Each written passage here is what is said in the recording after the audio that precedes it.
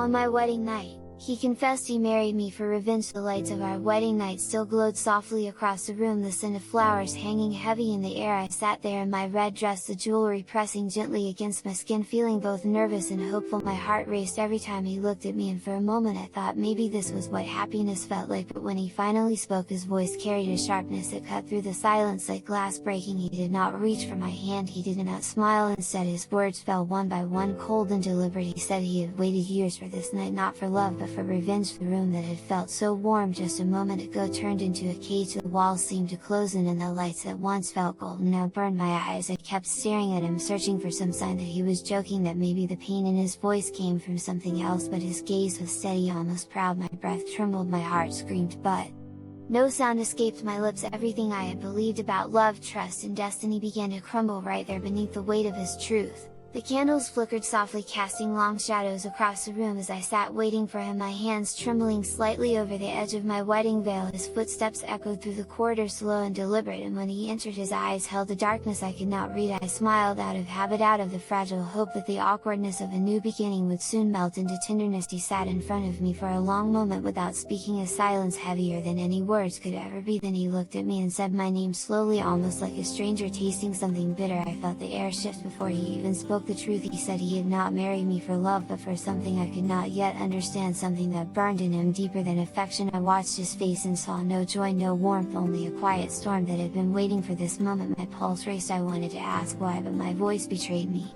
The garlands around my neck suddenly felt like chains. The room that had been decorated with laughter now pressed down with the weight of something unspoken, a truth I wasn't ready to face. The night was quiet except for the faint rustle of the curtains as he stepped closer, his eyes fixed on mine but unreadable.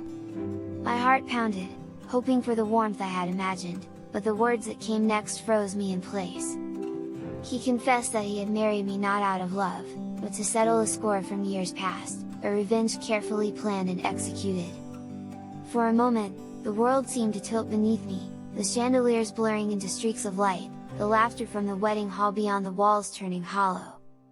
I wanted to run, to scream, to demand answers, but my body felt rooted, trapped between disbelief and despair. Then he reached for my hand, not with tenderness but with the weight of truth, and I realized that nothing could erase the pain of the betrayal I felt. Tears welled up as I tried to reconcile the man I thought I knew with the stranger before me, the one whose love had been a mask for vengeance.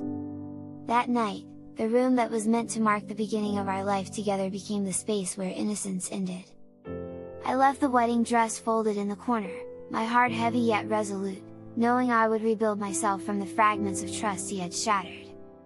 The night faded, but the memory of that confession stayed, a shadow I could never ignore, shaping the strength I would carry forward.